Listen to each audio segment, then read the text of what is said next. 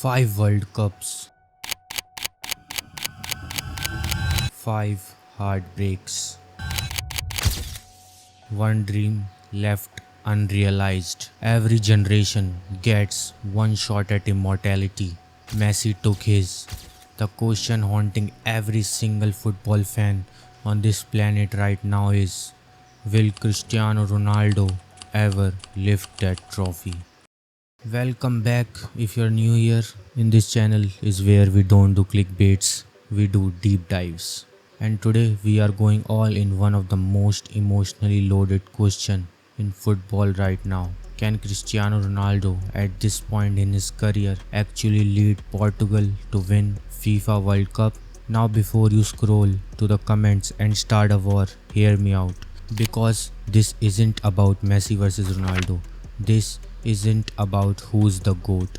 This is specifically about one man, one tournament, and whether destiny has one more chapter left to write. Stick around because by the end of this video, you might genuinely be surprised by what the numbers and the squad say about Portugal's real chances.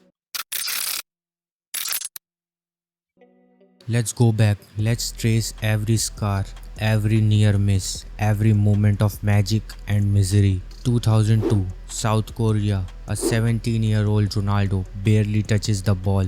Portugal crash out in the group stage.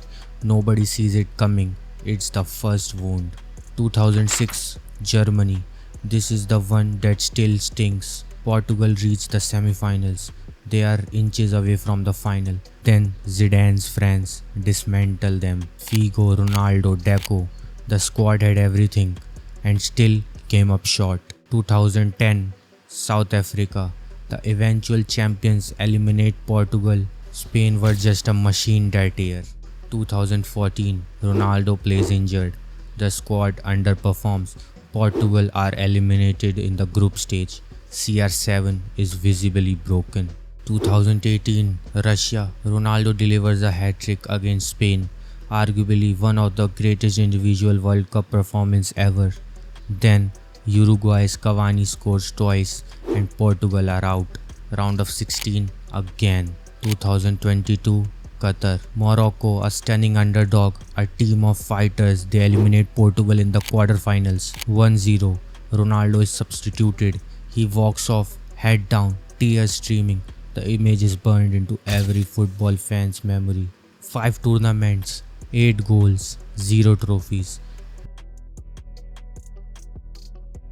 Now here where it gets interesting and where a lot of people get it wrong. The narrative is that Ronaldo went to Saudi Arabia to retire in the sun, collect a paycheck and fade away quietly.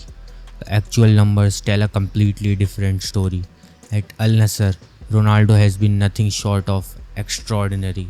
His goals per game ratio at this stage of his career would be the envy of players 10 years younger.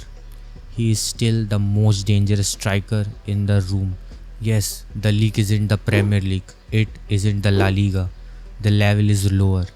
We have to be honest about that. But here's the thing about a World Cup. It is 90 minutes. Knockout football on a neutral pitch. It is not a league grind. Ronaldo's elite fitness, his big game mentality, his ability to rise in massive moments, none of that disappears because the Saudi Pro League is less competitive. For Portugal, he remains the talesman, the captain, the soul of the team. When Ronaldo is on the pitch in a Portugal shirt, the team plays differently. The crowd believes differently. The question is no longer can Ronaldo still perform. The question is, can the team around him finally deliver? And this is where Portugal's World Cup chances either explode or collapse. Because let's be real, the Portugal squad might be the most talented collection of players this country have ever assembled outside of Ronaldo. In midfield, Bruno Fernandes, a man who controls tempo, creates chances and isn't afraid of the big stage. Bruno in a Portugal shirt is a different animal.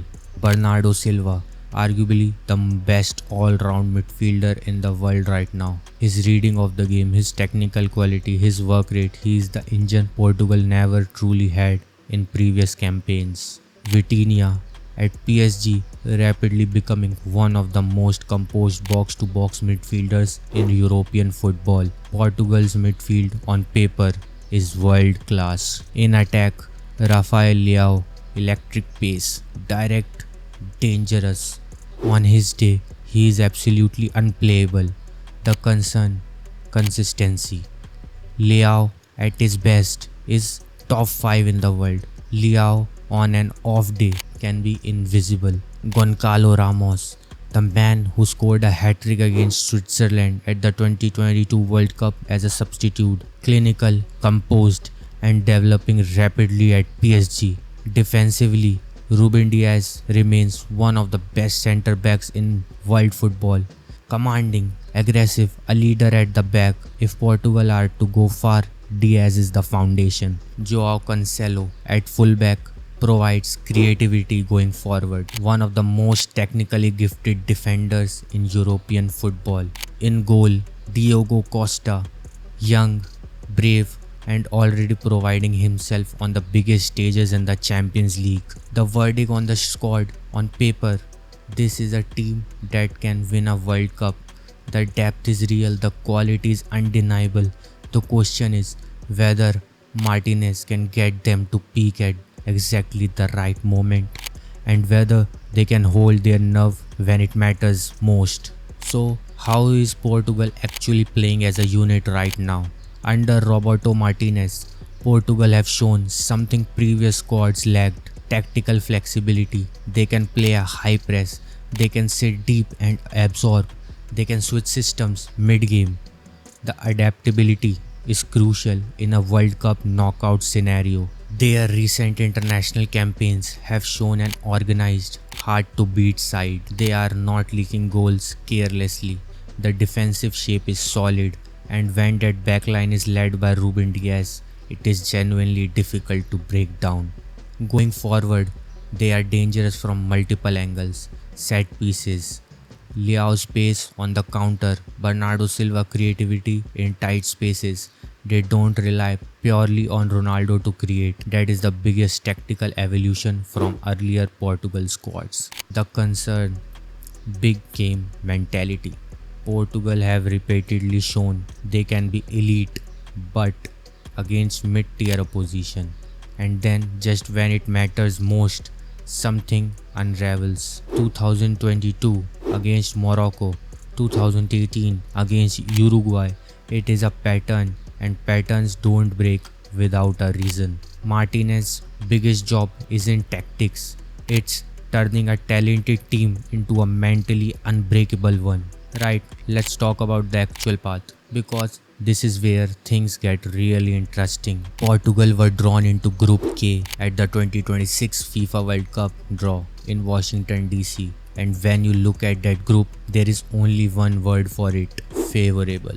Game 1, Democratic Republic of Congo. Now, don't sleep on Congo entirely. They have real players. Kensel Mbamba, the captain, Aaron Wan-Bissaka of West Ham. They knock out Nigeria to get here. But this is a game Portugal are expected to win, and they need to win it convincingly. The tone of a World Cup campaign is set in the opening game. Game 2, Uzbekistan, a team ranked outside the top 60 in the world. This is bluntly the kind of fixture Portugal should be winning 3 or 4-0. Perfect opportunity to build momentum, get Ronaldo on the score sheet and let the squad find their rhythm. There is no margin for complicancy, but on paper this is the most manageable fixture in the group. Game 3, Colombia. Here is where it gets serious. Colombia, ranked in top 15 in the world, are the genuine test of the group. James Rodriguez, if fit, remains a world-class operator. Their attacking midfield is creative and dangerous. The game will likely decide who tops Group K. Portugal will want to win this one because topping the group changes the path significantly. Now, the road to the final. This is where it gets electric.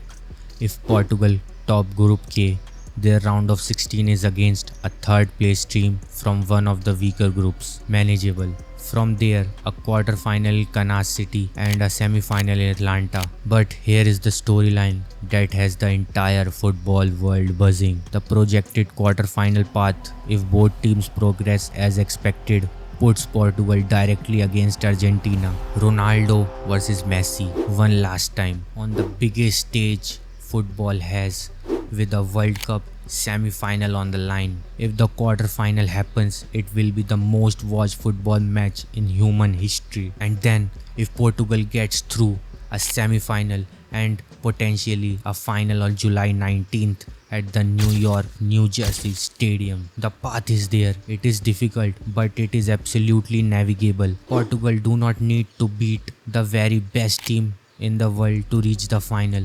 They need to peak at the right time, win the games they are supposed to win, and then find one moment of magic when it matters most. That is the definition of a World Cup winner, and on this draw, Portugal have been given every opportunity to become one. So, will Cristiano Ronaldo, the boy from Madeira who became the most decorated individual in football history, finally stand on top of the world? The squad is there, the quality is undeniable, the tournament is coming.